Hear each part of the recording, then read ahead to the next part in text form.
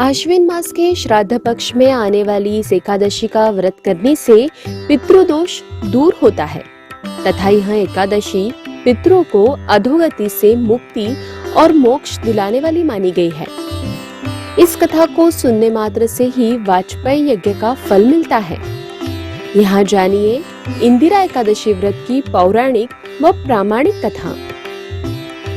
धर्मराज युधिष्ठिर के पूछने पर भगवान श्री कृष्ण ने इस कथा को बताया था। प्राचीन काल में सतयुग के समय महिष्मती नाम की नगरी में इंद्रसेन नाम का एक प्रतापी राजा धर्मपूर्वक अपनी प्रजा का पालन करते हुए शासन करता था। वह राजा पुत्र, पौत्र और धन आदि से संपन्न और विष्णु का परम भक्त था।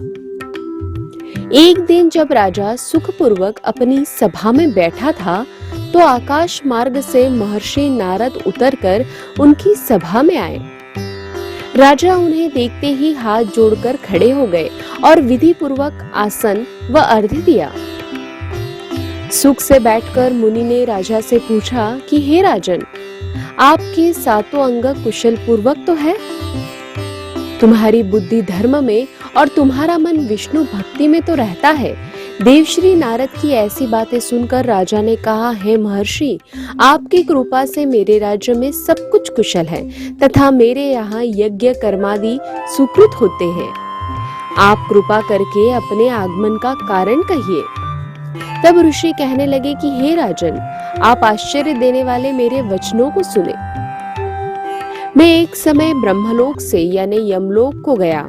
वहां श्रद्धा पूर्वक यमराज से पूजित होकर मैंने धर्मशील और सत्यवान धर्मराज की प्रशंसा की। उसी यमराज की सभा में महान ज्ञानी और धर्मात्मा तुम्हारे पिता को एकादशी का व्रत भंग होने के कारण देखा। उन्होंने संदेशा दिया, सो मैं तुम्हें कहता हूँ। उन्होंने कहा कि पूर्व जन्म में कोई विघ्न हो जाने के कारण मैं यमराज के निकट रह रहा हूँ। सो हे पुत्र, यदि तुम अश्विन कृष्ण इंदिरा एकादशी का व्रत मेरे निमित्त करोगे तो मुझे स्वर्ग की प्राप्ति हो सकती है। इतना सुनकर राजा कहने लगे कि हे महर्षि, आप इस व्रत की विधि मुझसे कहिए। नारद जी कहने लगे, अश्विन माह की कृष्ण पक्ष की दशमी के दिन प्रातः काल श्रद्धा पूर्वक स्नानादि से निवृत्त होकर पुनः दोपहर को नदी आदि में जाकर स्नान करें। फिर श्रद्धा पूर्वक पितरों का श्राद्ध करे और एक बार भोजन करे। प्रातःकाल होने पर एकादशी के दिन दातून आदि करके स्नान करे। फिर व्रत के नियमों को भक्ति पूर्वक ग्रहण करते हुए प्रतिज्ञा करे कि मैं आज संपूर्ण भोगों को त्याग कर निराहार एकादशी का व्रत करूंगा। हे अच्युत, हे पुंडरीकाक्ष, मैं आपकी शरण में हूँ, आप मेरी रक्षा कीजिए।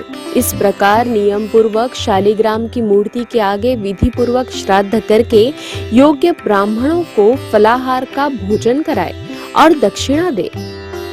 पितरों के श्राद्ध से जो बच जाए उसको सूंघकर गौ को दे दे तथा धूप, दीप, गंध, पुष्प, नैवेद्य आदि सब सामग्री से ऋषिकेश भगवान का पूजन करे। रात में भगवान के निकट जागरण करे। इसके पश्चात द्वादशी के दिन प्रातःकाल होने पर भगवान का पूजन करके ब्राह्मणों को भोजन कराए। भाई बंधुओं, स्त्री और पुत्र सहित आप भी मौन होकर भोजन करें। नारद जी कहने लगे कि हे राजन, इस विधि से यदि तुम आलस्य रहित होकर इस एकादशी का व्रत करोगे तो तुम्हारे पिता अवश्य ही स्वर्गलोक को जाएंगे। इतना कहकर नारद जी अंतर्ध्यान हो गए। नारद जी के कथनानुसार राजा द्वारा अपने बांधवों तथा दासों सहित व्रत करने से आकाश से पुष्प वर्षा हुई और उस राजा का पिता गरुड़ पर चढ़कर विष्णु लोक को गया। राजा इंद्रसेन भी एकादशी के व्रत के प्रभाव से निष्कंटक राज्य करके अंत में अपने पुत्र को सिंहासन पर बैठाकर स्वर्ग लोक को गए। हे युधिष्ठिर, यह इंदिरा एकादशी के व्रत का महत्व मैंने तुमसे कहा। इसके पढ़ने और सुनने से मनुष्य सब पापों से छूट जाते हैं और सब प्रकार के भोगों को भोग कर वैकुंठ को प्राप्त होते हैं। इतना ही नहीं, इस व्रत से पितृदोष दूर होता है तथा पितृदोष से भी मुक्ति मिलती है और पितरों को मोक्ष की प्राप्ति होती है। पौराणिक शास्त्रों में श्राद्ध पक्ष में आने वाली इंदिरा एकादशी का बहुत अधिक महत्व माना गया है। कोई भी मनुष्य यदि इंदिरा एकादशी तिथि के इस एकादशी का व्रत रखता है और पितृ तर्पण तथा ब्राह्मण भोज करवाता है तो उसके पितरों को अवश्य स्वर्गलोक प्राप्त होता है। इसके अलावा इंदिरा एकादशी व्रत करने के अनेक पुण्य लाभ भी प्राप्त होते हैं। आइए जानते हैं एकादशी व्रत करने की विधि। अश्विन माह की कृष्ण पक्ष की दशमी के दिन प्रातःकाल उठकर श्रद्धा पूर्वक स्नान करें, फिर अपने पितरों का श्राद्ध करें और एक बार भोजन करें। प्रातःकाल होने पर एकादशी के दिन स्नान आदि से निवृत्त होकर व्रत के नियमों को भक्ति पूर्वक ग्रहण करते हुए यह प्रतिज्ञा करें कि मैं आज संपूर्ण भोगों को त्याग कर निराहार एकादशी का व्रत करूंगा। एकादशी पूजन के लिए शालिग्राम की मूर्ति को स्थापित करें।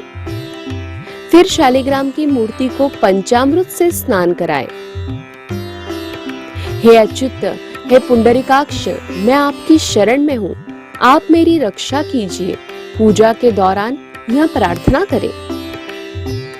पूजा के दौरान मिष्ठान्न का भोग लगाएं। पूजा समाप्त होने पर शालिग्राम की मूर्ति की आरती करें।